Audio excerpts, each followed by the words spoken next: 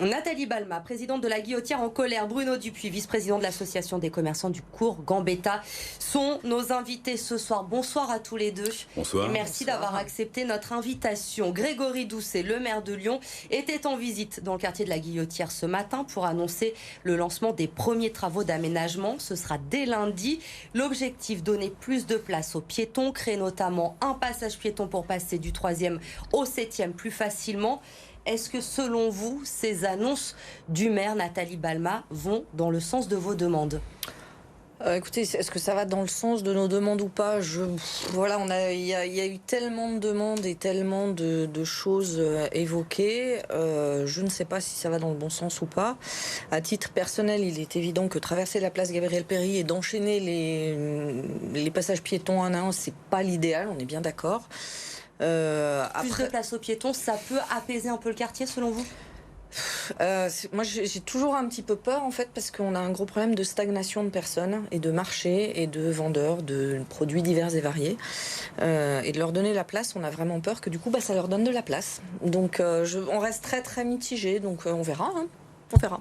Bruno Dupuis, les questions aussi qu'il y ait moins de places de stationnement sur le cours Gambetta dans le projet du maire de Lyon. Est-ce que c'est une bonne ou une mauvaise chose pour vous les commerçants ? Je dirais ni l'un ni l'autre. Forcément, les places de stationnement sont importantes pour pouvoir approcher des commerces. En même temps, il y a une rotation qui est conséquente en termes de départ et d'arrivée sur le cours. Donc, à différents moments, on peut quand même réussir à trouver du stationnement. Après, on peut se poser la question d'un parking peut-être additionnel ou parking relais à proximité. Ça pourrait être intéressant. Sur la suppression, il ne faut pas qu'il y en ait trop non plus. Mais on voit qu'il y a des places qui sont mal utilisées ou qui entraînent, on va dire, des mauvais comportements de stationnement aussi qui génèrent des problématiques de flux de circulation routier, vélo ou trottinette ou piéton. Donc voilà, il faut rester dans la mesure, mais faut voir comment ça se passe. La dernière fois que je vous ai reçu sur ce plateau, Bruno Dupuis, c'était en décembre dernier. Vous constatiez que le calme était revenu dans le quartier, que les familles étaient de retour, notamment avec les enfants. C'est toujours le cas aujourd'hui ? Oui, c'est toujours le cas aujourd'hui, effectivement. Bon, il y a une ambiance bien évidemment particulière avec le télétravail toujours et l'atmosphère du Covid. Pour autant, effectivement, on revoit beaucoup plus de circulation des résidents ou des flux piétons, notamment sur les week-ends ou les fins de semaine. Donc ça, c'est important. On voit aussi quand même une action quotidienne des forces de l'ordre. On salue l'arrivée de la BST, bien évidemment. On est très content qu'elle soit enfin arrivée. Et on sait que le travail va être un travail de fond, mais on va rester vigilant et on les encourage et on est derrière eux. La BST, justement, cette brigade spécialisée de terrain qui est en place depuis lundi dernier. Il y a quelques semaines, Nathalie Balma, vous alertiez justement les autorités sur le retour du marché sauvage, place Gabriel-Péri, avec l'arrivée de cette BST, des policiers nationaux en patrouille, 7 jours sur 7. Vous constatez que ça change les choses ? Disons qu'on voit que quand il y a des forces de l'ordre présentes, il n'y a pas de marché. Voilà, donc c'est mathématiquement, il faut des forces de l'ordre, il faut qu'ils soient présents, il faut qu'ils montrent qu'ils soient là et que l'intolérable n'est plus toléré. On est vraiment dans ce système. Donc oui, qu'ils fassent des patrouilles, des rondes. Nous, c'était une des premières demandes de l'association en 2019.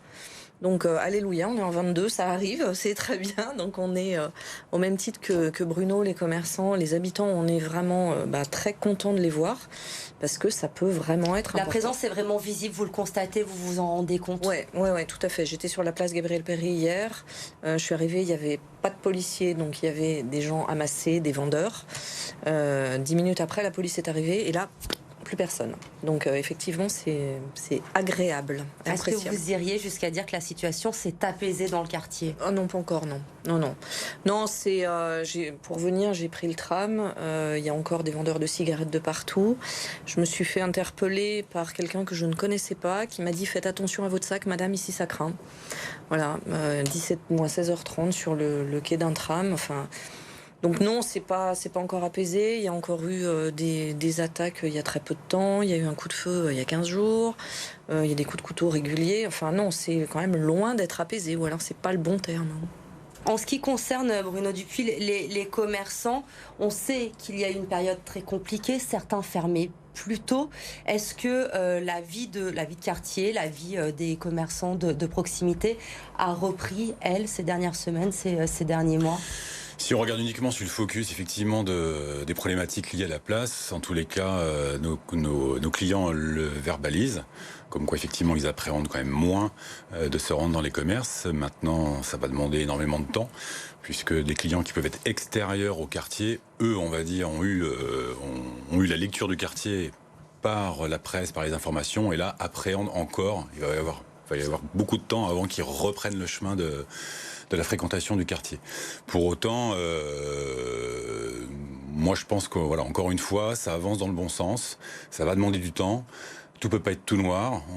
On voulait des actes, il y a des actes. Il faut maintenant laisser le temps. Il faut que la peur change de camp et puis que des actions soient menées contre ces trafics.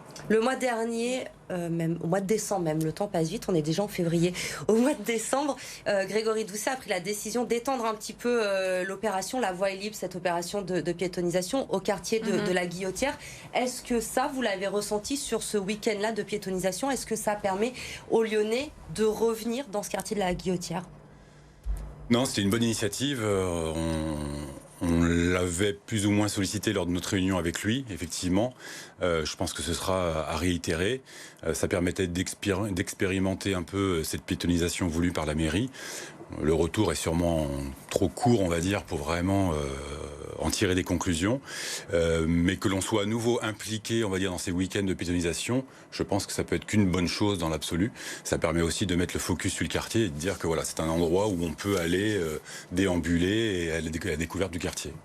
Autre point que vous avez soulevé, Nathalie Balma, ces derniers jours, dans le projet d'aménagement du quartier, je vous vois sourire, vous savez très certainement où je veux en venir. Absolument. La ville a installé des urinoirs dans le quartier de la Guillotière, autour de la place Gabriel Péri, notamment. Il y en a une dizaine, je crois, actuellement. Une installation qui a provoqué la colère des habitants. Grégory Doucet, justement, a réagi aujourd'hui sur ces urinoirs. On l'écoute et on vous écoute juste après. Vous savez comme moi qu'il y a des gens qui s'autorisaient à uriner n'importe où. Donc voilà, on a installé des urinoirs qui sont mobiles. Donc on les a installés à certains endroits, on va dire, pour tester si ça marchait ici et là. Exactement, en concertation, on pourrait les déplacer.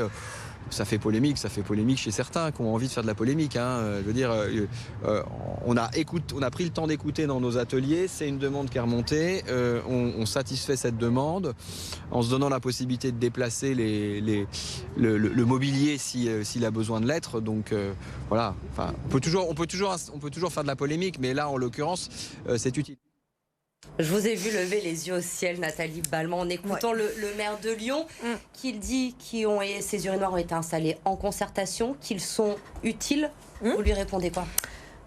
Qu'on n'a pas la même vision de la concertation, puisque en concertation et pendant les 9 ateliers qu'on a tous fait, bien évidemment, effectivement est remonté un vrai problème de propreté et de pipi sauvage. Et unanimement, on a demandé des toilettes. C'est pas des urinoirs, parce que l'urinoir en lui-même, déjà l'objet, il n'est pas fantastique. Il exclut déjà énormément de monde, parce que les femmes ne peuvent pas, les enfants sont à vue pas très agréables, et on se rend bien compte que les urinoirs, les gens pissent à côté. Donc c'est pas fantastique quoi comme idée. Comment dire, l'objet en lui-même est utile.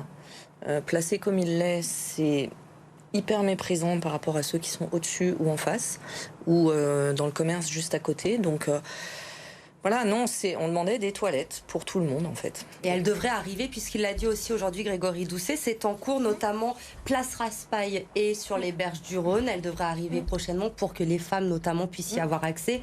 Et après, évidemment, il devrait y en avoir plus. Donc, a priori, le maire de Lyon vous a entendu et elles vont arriver, ces toilettes. C'est une bonne nouvelle. Attend. Ah mais complètement. Non, voilà, qu'il y ait des toilettes partout dans Lyon, évidemment que c'est une bonne nouvelle, parce que l'exhibition, c'est plus possible, quoi. Enfin, on a des témoignages d'habitants, je vais pas le dire ici, mais c'est dans des termes extrêmement crus et très désagréables. Donc oui, vive les toilettes fermées.